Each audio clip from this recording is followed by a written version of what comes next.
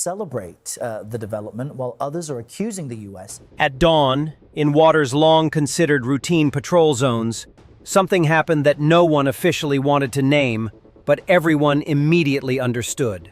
For the first time in modern history, naval vessels from the United States and Colombia were involved in a direct armed confrontation at sea. No declaration of war, no dramatic speeches beforehand, just radar contacts, conflicting commands, and minutes that changed regional security forever. According to early reports, the incident began as a standard maritime operation. One side claimed it was enforcing international law. The other insisted it was defending national sovereignty. What followed was a rapid escalation that exposed how fragile rules-based order can be when steel hulls meet human error. Warning signals were sent. Course corrections were demanded. And then, in a narrow window of confusion, restraint gave way to force. What makes this incident especially unsettling is not the scale of damage, but the silence that followed. Official statements were brief, carefully worded, and deliberately incomplete.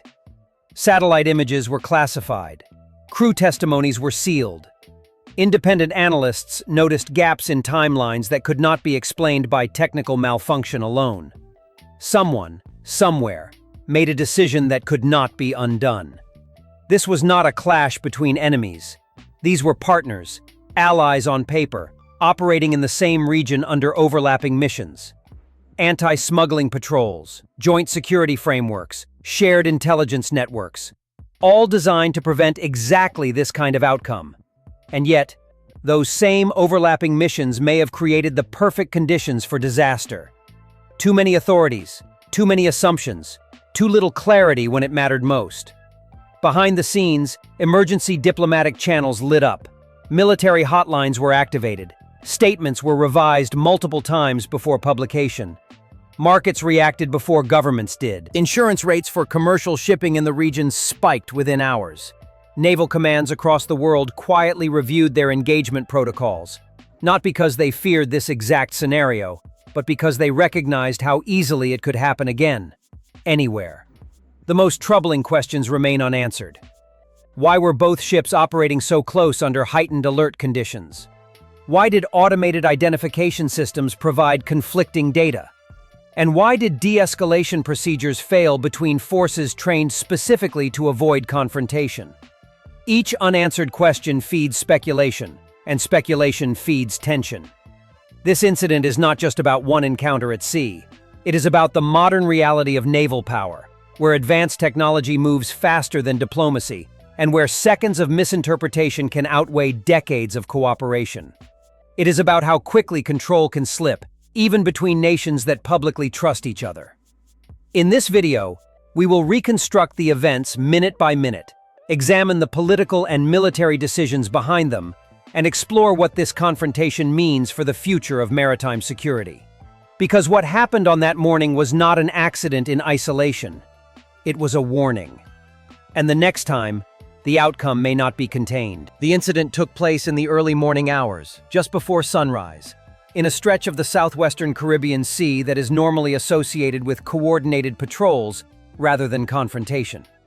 According to reconstructed timelines, the first contact occurred at approximately 0542 local time, when a guided missile destroyer of the United States Navy detected an unidentified surface vessel maneuvering at high speed within what it assessed as an operational security zone. Almost simultaneously, a Colombian frigate operating under a national maritime security mission reported foreign naval presence near waters it considered sensitive due to ongoing anti-smuggling operations. What initially appeared to both crews as a routine encounter quickly evolved into something far more serious. Radio communication was established within minutes, but language protocols, signal delays, and overlapping command structures created confusion rather than clarity. The US vessel reportedly requested course alteration, citing international navigation safety procedures, while the Colombian crew insisted the destroyer had deviated from an agreed patrol corridor established during previous joint operations. These patrol corridors, while documented in bilateral agreements, are known to be loosely defined and subject to frequent operational adjustments, especially during periods of increased maritime traffic. This ambiguity would later become a central point of dispute in official investigations. As the distance between the ships narrowed to less than 5 nautical miles, both crews elevated their readiness levels. Weapon systems were not yet locked, but deck crews were ordered to stations, and electronic countermeasure systems were activated in a defensive posture. According to anonymized crew accounts leaked weeks later, a sudden malfunction in the automated identification system aboard one of the vessels caused its signal to briefly disappear from shared tracking networks. Though such glitches are not unheard of, in this context it dramatically altered threat perception on both sides. At approximately 0558, visual contact was established. Floodlights illuminated opposing hulls, and signal flags were raised in accordance with maritime custom. However, the combination of reduced visibility, high operational stress, and conflicting command instructions resulted in misinterpretation of intentions. A warning flare was launched from the Colombian frigate, intended as a signal to maintain distance. On the U.S. ship, this action was interpreted as an escalation rather than a caution, prompting the destroyer to fire a non-lethal warning shot into open water ahead of the Colombian vessel's projected path. That moment marked the point of no return. Though no direct hits were recorded, the sound and proximity of live fire triggered automatic defensive responses. Both ships executed abrupt evasive maneuvers, bringing them dangerously close. Short bursts from deck-mounted defensive weapons followed, aimed deliberately away from critical systems, but close enough to demonstrate capability and intent. The exchange lasted less than 3 minutes, yet it was enough to leave visible damage to external equipment and, more importantly, to shatter long-standing assumptions of operational trust. By 0607, higher command authorities on both sides issued ceasefire orders through emergency channels. The ships disengaged, moving to separate holding positions while damage assessments were conducted. No fatalities were officially reported, though several sailors sustained minor injuries during rapid maneuvers. Within hours, both governments acknowledged that an incident had occurred, carefully avoiding the term clash in public statements. Behind closed doors, however, military and diplomatic officials treated the situation with grave concern. What makes this incident particularly significant is not only that it occurred, but how easily it unfolded. In waters patrolled for decades under cooperative frameworks, a combination of technical failure, procedural ambiguity, and human judgment transformed a routine encounter into an armed confrontation. The morning calm of the Caribbean masked a reality that would soon dominate strategic discussions far beyond the region, signaling that even familiar seas can become flashpoints with alarming speed. The course of the armed confrontation unfolded rapidly and unevenly, shaped less by deliberate intent than by a chain of accelerating reactions on both sides. After the initial warning exchanges, the situation moved into a critical phase where seconds mattered more than formal protocols. Once the non-lethal warning shot was fired by the U.S. destroyer, combat information centers on both vessels reassessed the situation almost instantly, shifting from navigational caution to force protection mode. On the American ship, officers reported that radar operators detected abrupt changes in the Colombian frigate's speed and heading, movements interpreted as evasive, but potentially preparatory for weapons alignment. At the same time, Colombian sensors registered a spike in electronic emissions from the U.S. vessel, consistent with defensive targeting radars activating, though no missile systems were armed. Commands were issued quickly and under extreme pressure. The destroyer altered course by several degrees to maintain distance while maintaining parallel movement, a maneuver standard in naval standoffs but risky at close range. The Colombian frigate responded with a sharp turn of its own, later described by its captain as a defensive maneuver intended to avoid crossing the American ship's firing arc. Instead, the simultaneous turns compressed the distance between the ships to under 2 nautical miles, creating the most dangerous moment of the encounter. During this phase, both crews reported intense electronic interference. While later investigations attributed much of this to automated countermeasure systems reacting defensively, Colombian officials privately suggested that an experimental signal jamming package aboard the U.S. destroyer may have unintentionally disrupted civilian and military frequencies alike.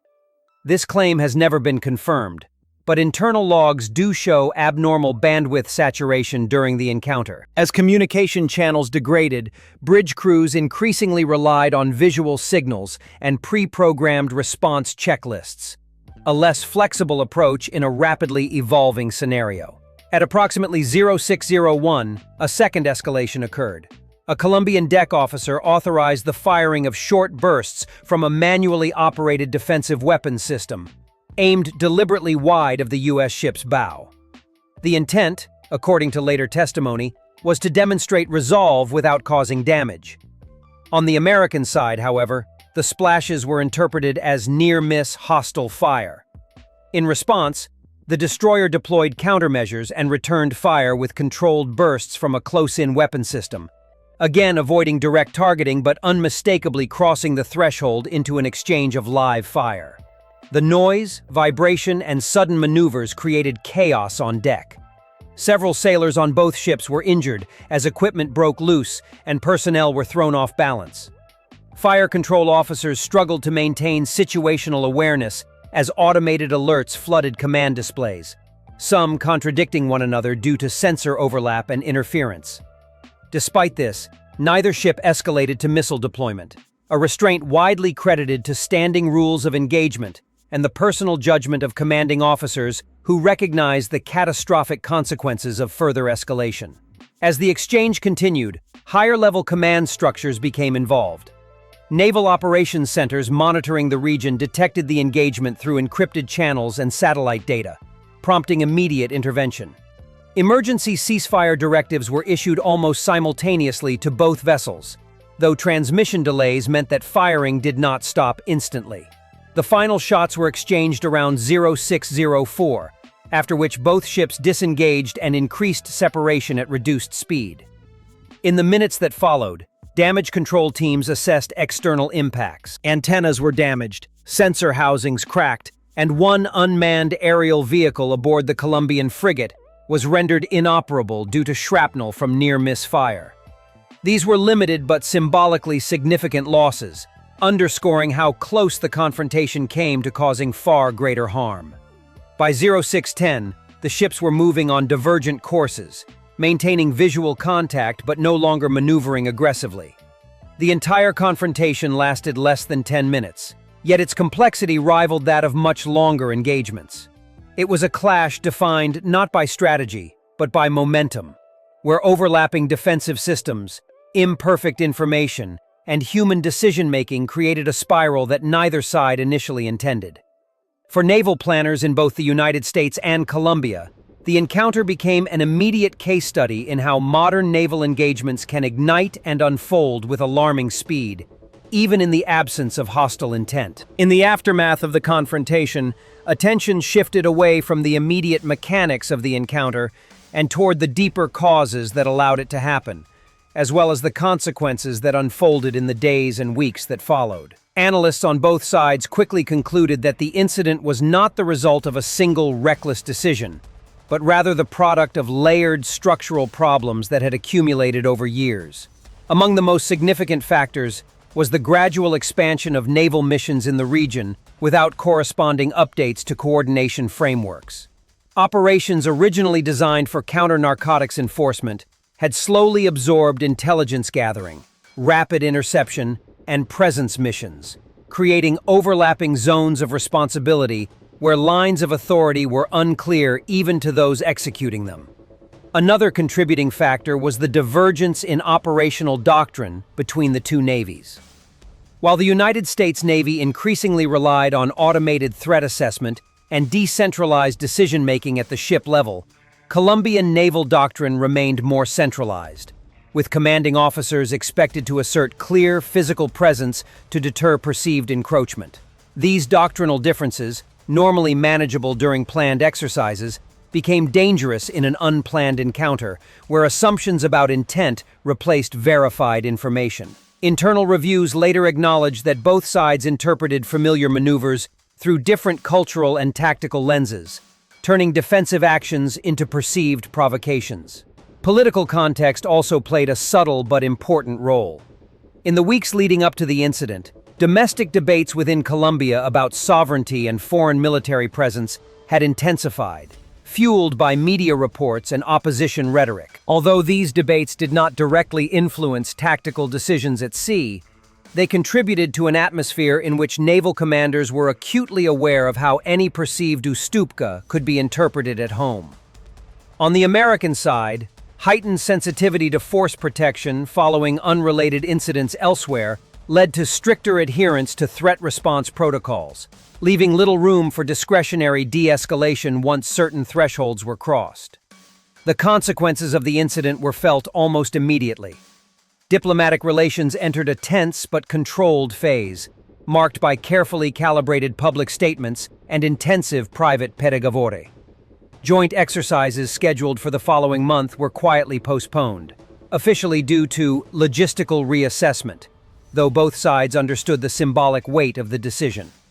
Military attachés were summoned for consultations, and a bilateral incident review commission was established, staffed by senior naval officers and civilian officials. While its mandate was framed as technical and procedural, its findings were widely expected to shape future political narratives. Within the armed forces themselves, the incident triggered internal accountability processes. Both navies conducted after-action reviews that went beyond the specific encounter and examined broader command and control practices. Training programs were temporarily revised to emphasize restraint and cross-cultural communication, and several senior officers were reassigned, not as punishment, but as a signal that lessons were being taken seriously. Unofficially, sources indicated that careers were quietly stalled, reflecting the unspoken reality that even unintended confrontations carry professional consequences. The economic and regional impact, though less visible, was equally significant. Insurance premiums for commercial vessels transiting nearby shipping lanes rose sharply, and several international shipping companies adjusted routes, citing increased perceived risk. Regional governments expressed concern about the precedent set by the confrontation, fearing that similar misunderstandings could arise among other naval forces operating in crowded waters. Multilateral forums began discussing updates to confidence-building measures, including clearer notification procedures and expanded use of shared communication platforms. Public perception added another layer of complexity. In both countries, early narratives were shaped by selective leaks and anonymous briefings, each emphasizing restraint and professionalism while subtly assigning blame to the other side. Social media amplified fragments of information, some accurate, others speculative, creating pressure on officials to respond quickly without inflaming tensions. Over time, a more measured understanding emerged. But the initial informazioni chaos highlighted how modern incidents are fought not only at sea, but in the public sphere. Ultimately, the most enduring outcome of the confrontation may lie in how it reshaped thinking about maritime security. The incident underscored that partnership alone does not guarantee safety, especially when operational environments evolve faster than agreements designed to manage them. It revealed the limits of technology as a substitute for clear human communication and demonstrated how easily defensive postures can harden into confrontation under stress. For Colombia, the episode reinforced the need to assert sovereignty without isolating strategic partners. For the United States, it served as a reminder that global naval presence carries not only power, but constant risk. As investigations concluded and tensions gradually eased, both governments emphasized forward-looking reforms rather than retrospective blame. New protocols were drafted, liaison officers were embedded more deeply within joint command structures, and additional safeguards were introduced to prevent misinterpretation during unplanned encounters. Yet beneath these corrective measures lingered a shared recognition. The incident was not an anomaly, but a symptom. In an era of dense maritime traffic, overlapping missions, and heightened political sensitivity, similar confrontations remain not only possible, but likely. What mattered most was whether the lessons drawn from this episode would be enough to prevent the next one from going further than words, warning shots, and narrowly avoided disaster.